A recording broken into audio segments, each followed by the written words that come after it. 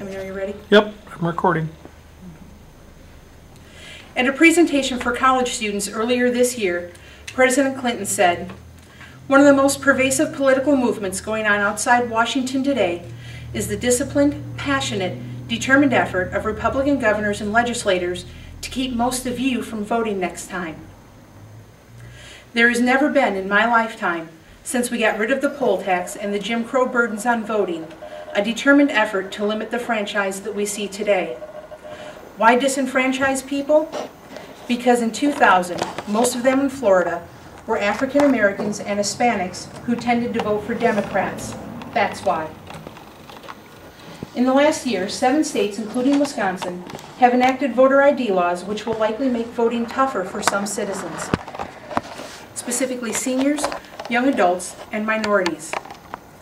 I'm not prone to conspiracy theories, but in a July 25, 2011 article for the Daily Kos, Steve Singeser wrote, "Given that less than half of Wisconsin's counties currently comply with the law that all 72 must have ID services available for at least 20 hours a week, it is hard to fathom how closing more than 10% of state DMV offices won't be seen as an effort to put undue strain on folks trying to comply with the new law." The University of Wisconsin-Milwaukee did a study based on the most recent information, which was 2005. In their findings, they found that more than 177,000 seniors have no driver's license or state-issued ID in Wisconsin. The burden here is transportation. It's well and good for those who are mobile and live in the urban areas where there's mass transit, but most of Wisconsin is rural. It's difficult to get a friend, neighbor, or relative to take a full day off from work to give you a ride into Madison to get your state ID. Young voters, a lot of information not shown here, but significant, shows that 93% of students who live in dorms at Marquette, UW-Madison, and UW-Milwaukee do not have a driver's license for their student address. Similarly, 82% of 18 to 20-year-old students in the UW system living off campus but in student-intensive neighborhoods do not have a driver's license for their student address. The burden here is time. Time away from classes, time away from work. For minorities, this is compounded. You can see by the information that the UW-Milwaukee found that a majority of minorities do not have a driver's license or state-issued ID in Wisconsin. My sociology text has the results of a 2005 study on African Americans in the 15 largest urban areas across the United States. Among their findings was that African Americans in these settings are 3 times less likely to own a car. With many of the DMV offices in the Milwaukee area that are being closed being in those minority areas, that puts an undue burden both for transportation, because not all bus lines run out to the suburbs, and also for time. If you're a member of the working poor and you need to make a decision between keeping your job or having the ability to vote in the next election, which would you choose?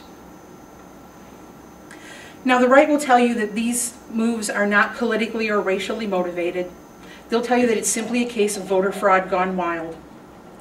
And I've looked at what both the right and the left have to say. The right holds up Rhode Island and Indiana as being a reason why this really won't be a burden on anybody. But Rhode Island has a much higher than average income according to the U.S. Census Bureau. They also have a higher than average percentage of African American owned businesses, which goes to show this higher than average income.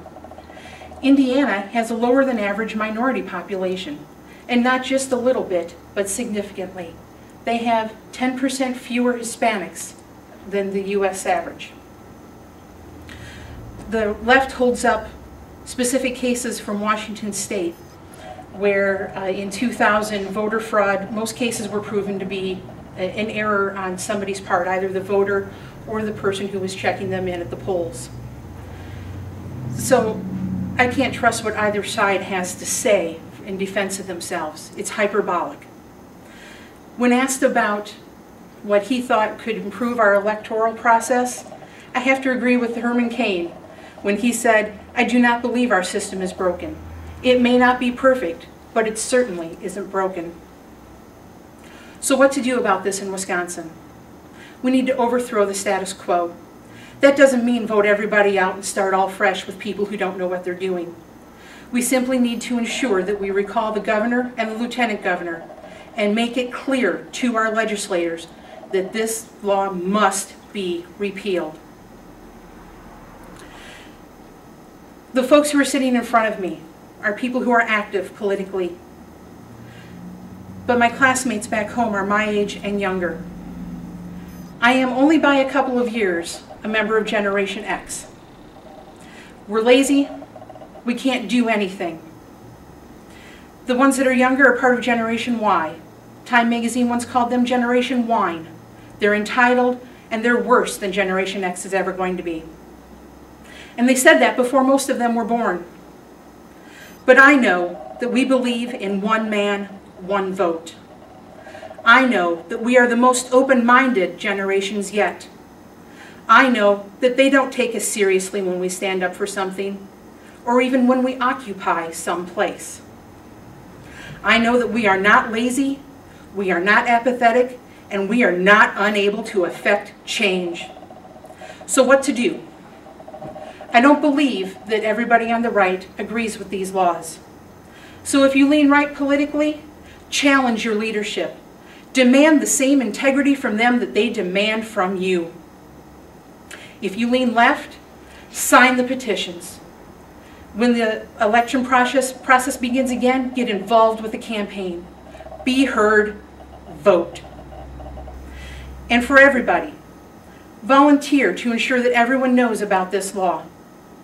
Volunteer to ensure that everyone who needs to get an ID knows what is needed when they enter the DMV office. And please, over winter break, volunteer at least one day to give rides to those who need them to their local DMV office.